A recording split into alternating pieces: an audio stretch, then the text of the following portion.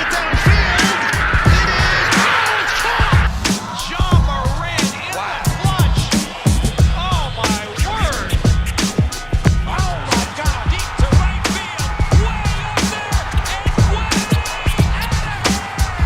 down the sideline. Jefferson, another huge run. Jalen Red broke tackle, stayed on his feet.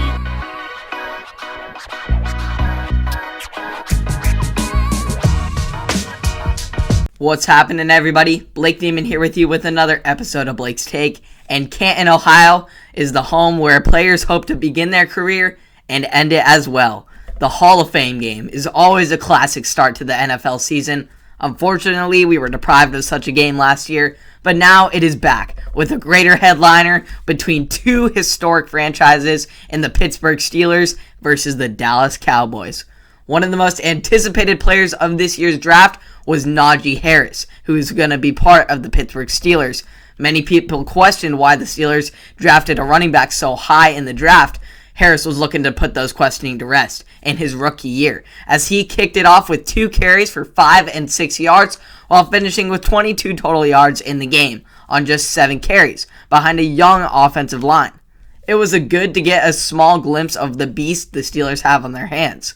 Speaking of that offensive line, which is very fresh with 4 new starters, 2 of which are rookies, they did very well for a group debut, not allowing a single sack on a quarterback, Mason Rudolph, as well as opening running lanes for Harris for the most part, doing a pretty good job for the young, unchemistrized offensive line they have so far. As for the Steelers' latest addition to the quarterback depth chart, Dwayne Haskins showed some promising signs to a start of a fresh season, going an efficient 8 of 13 from the field with no interceptions, leading the Steelers to 2 scores on their first 2 possessions. I hope this Steelers experience will be humbling for the former first-round draft pick, who had a downward start to his NFL career, throwing more interceptions than touchdowns in each of his first 2 seasons in Washington. Hopefully, he can rebound and really hone in on football and his skills, staying grounded off the field, ultimately developing into the NFL talent we have expected him to be.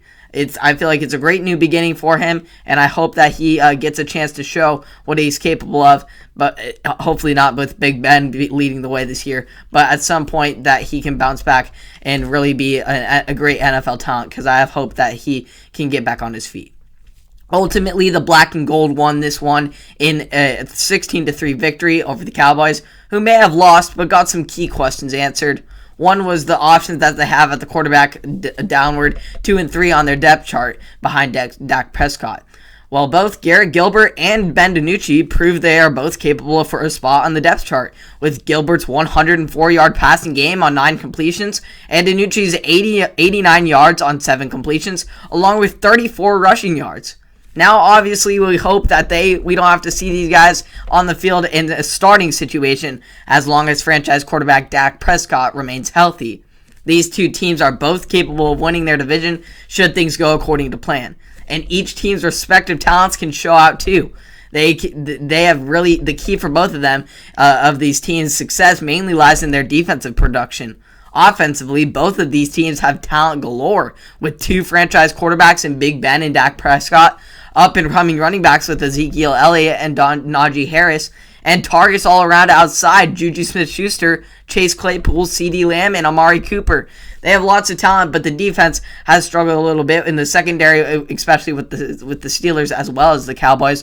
So that is mainly going to be their main issue, is their discipline in the secondary and on the defensive front. They have to keep pushing through the entire length of this season, treating every game the same intensity. That way they don't end up as many ups and downs and downward spirals as last year, for example, with the Steelers, who started a great 11-0, best record in the NFL, had a really good shot at making it deep into the playoffs, but then they dropped 4 out of their last 5 regular season games, ultimately being eliminated by the division rival Cleveland Browns in a stunning defeat in the first round. But the Cowboys are always just looking to win big, and they will need to make big strides if they want to win big, and as always, thinking they were going to win the Super Bowl, according to Dallas Cowboys fans. But last year, they had a disappointing 6-10 losing season, their first since 2015. we'll have to wait and see what the version of these teams that we will get. Will we get the championship contenders of the franchise Super Bowls that these teams have won, or will we get the division scramblers looking to just battle to get a wild card spot? We'll see how it goes for these teams, but I think they show lots of promise, especially with the Cowboys. I think they have a real shot of winning the NFC East. Obviously, Washington has an incredible defense, but if the Dallas Cowboys step up their defense, they have it on offense. But if they can step it up their defense to somewhat of Washington's level, then they will be in a really good spot come division play and trying to get into a division leading spot to get into the playoffs. And then for the Steelers, it's going to be a battle. It's going to be a real good battle, but in the North with the Ravens, the Browns, and the Steelers. It's going to be a great division that I'm excited to watch. But there's lots of talent there, and the Steelers are definitely going to have to step up in the way they know they can with their defense and their offense trying to show out, because the Browns are coming. They got OBJ back, and they still have Jarvis Landry, Kareem Hunt, lots of talent, Baker Mayfield, and up-and-coming talent. And then, of course, the Ravens still got Lamar Jackson and an incredible defense as well. That's going to be a tough division to win. It's a little bit easier for the Dallas Cowboys. Obviously, that's kind of a mixed-in division, but the AFC North is going to be a heck of a division to watch, and it might be just one of the biggest divisions that could produce the AFC champion heading into the Super Bowl. So, hope you all enjoyed this. It's a great little preview and start to football again that we have with the Hall of Fame game. It's always great to see. Inductees will be coming in soon. Shout out to the Oregon guy, Troy Polamalu, who was from Umpqua. It's great to see him getting into the Hall of Fame, who is also a former Steeler as well. So, hope you all enjoyed, and hope you enjoyed the Hall of Fame game and all the Hall of Fame inductees. Congratulations to all of them. And I will see you all in the next one on Apple Podcasts, Spotify, and or YouTube. Have a great day.